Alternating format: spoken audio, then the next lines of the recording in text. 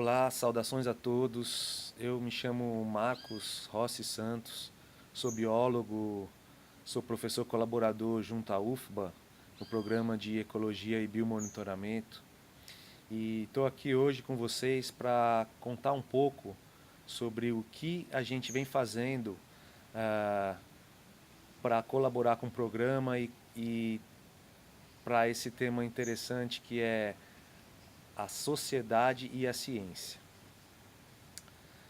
Bem, a minha área principal de trabalho é a área de ecologia comportamental e principalmente na área de mamíferos aquáticos.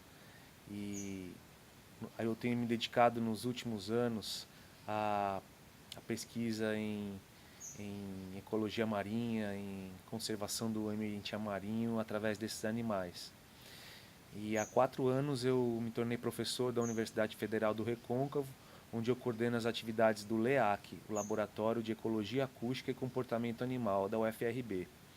E estou associado ao quadro de professores colaboradores da UFBA, desenvolvendo alguns trabalhos de mestrado e doutorado.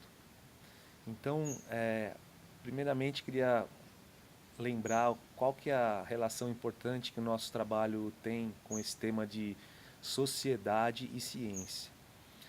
Eu gosto de pensar que a ciência ela é uma ferramenta da sociedade para se autocriticar, para se melhorar.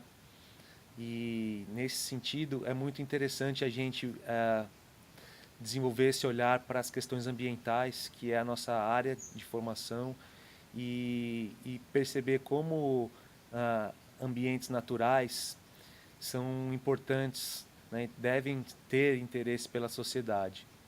Então, mais especificamente, o ambiente marinho é um dos ambientes onde o ser humano faz parte, ocupa, explora há muitos séculos. Né? Esse ambiente marinho, historicamente, para as sociedades do mundo, ela foi importante por diversas coisas. Por exemplo, para as grandes expansões marítimas, o mar como uma grande estrada de expansão entre os continentes e esse grande intercâmbio cultural.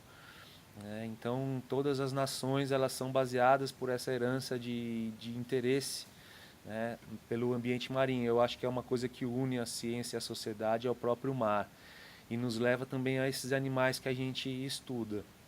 Então, quando a gente estuda golfinhos e baleias, a gente na verdade quer que esses animais eles representem o ecossistema marinho como um todo. É o que na biologia da conservação a gente chama de espécies bandeira.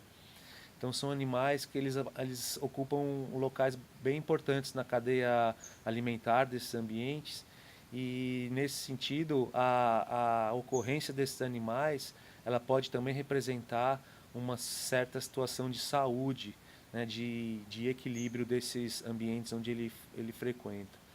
E o ambiente marinho ele é um dos ambientes ainda em pleno século XXI mais inacessíveis ao ser humano.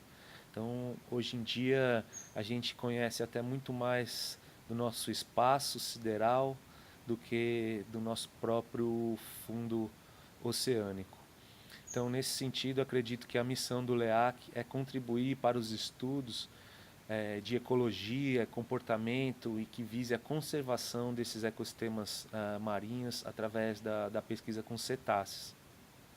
E para esse tipo de trabalho, a gente utiliza basicamente os métodos de pesquisa não intrusivas, né? Os métodos principalmente de sons, de coletas de sons, a conhecida bioacústica, de coletas de imagens, de fotografias e vídeos, que ganharam grande avanço tecnológico nas últimas décadas e instrumentaram de uma forma bastante enriquecedora os estudos de comportamento animal, onde inicialmente eram feitos basicamente através da observação, a observação do comportamento.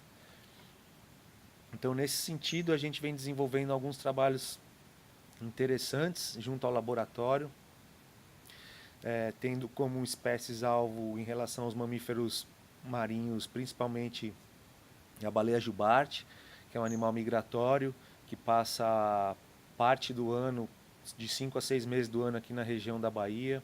notadamente conhecido é o arquipélago de Abrolhos, sua área de maior distribuição aqui na região. É um animal que dentro da ecologia comportamental carrega um componente muito importante do som. Eles estão aqui no momento de reprodução, onde o som é feito pelo macho, no meio dos oceanos, e esse canto ele tem uma função de atributo sexual para a escolha, para o momento de encontro da fêmea.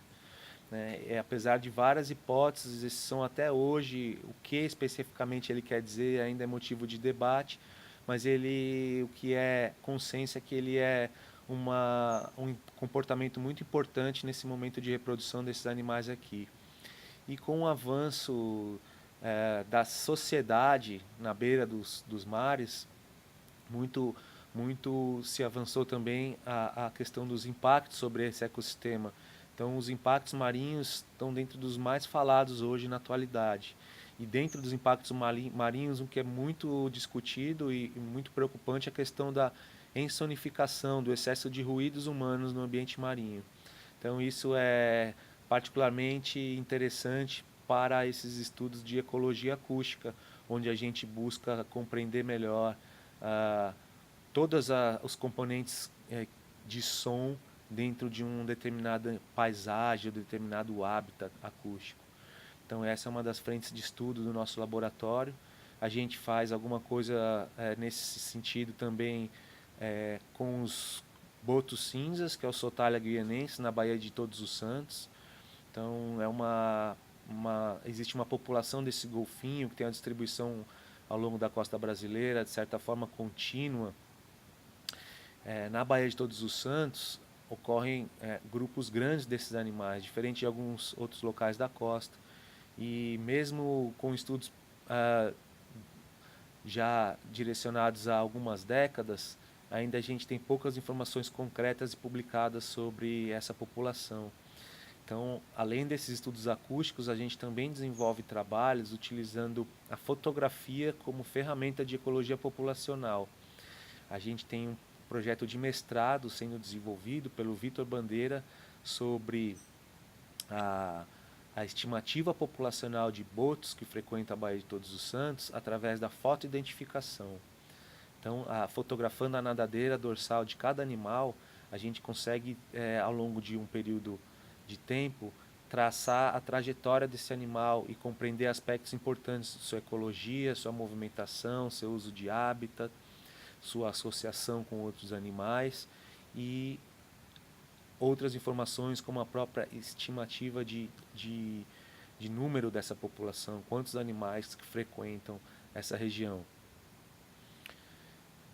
Outros trabalhos que a gente desenvolve no laboratório, eles também estão ligados com o tema de ecologia comportamental e conservação, e muitas vezes eles podem abranger outros grupos animais, como os anfíbios, que são igualmente interessantes para a questão de produção de sons. Então, existem alguns anfíbios de distribuição costeira na Restinga da Bahia que são pouco conhecidos. E isso foi fruto de um trabalho de mestrado recém-defendido pelo aluno Igor Macedo, onde ele descreveu esses sons e tentou correlacionar esses sons desses animais com aspectos importantes da ecologia do lugar, que podem ser determinantes na ocorrência dessas espécies, como a quantidade de chuva, a quantidade de outros fatores, como a umidade do ar, a temperatura. Então, são fatores ecológicos que são importantes para a ocorrência, a distribuição e o comportamento acústico dos anfíbios, que também são tidos como animais bioindicadores. Né? Recentemente, também a gente tem um trabalho sendo desenvolvido com outros animais, outras espécies ameaçadas de extinção, como guigós, tá? Duas espécies do gênero Calicebus. Então, através do Demário Maia, a gente vem desenvolvendo um projeto no mestrado profissional sobre a ocorrência e a detecção acústica dos guigós de Coimbra Filho, Calicebus coimbrae e guigós da Caatinga, Calicebus barbara browne. E esses animais são animais muito difíceis de a gente executar detecções visuais, então a acústica vem se tornando uma grande ferramenta para a gente conhecer mais sobre a ocorrência desses animais e sobre os hábitats que eles ocorrem e que devem ter nossa atenção voltadas a eles. Então, basicamente, esse é o nosso trabalho. Para mim é um prazer poder colaborar com esse momento de discussão, debate sobre a ciência e a sociedade, e eu fico à disposição para continuar essa discussão em outros momentos e outros fóruns com vocês. Então, meu e-mail é marcos.rossi@ufrb.edu.br. Muito obrigado e bons estudos a todos.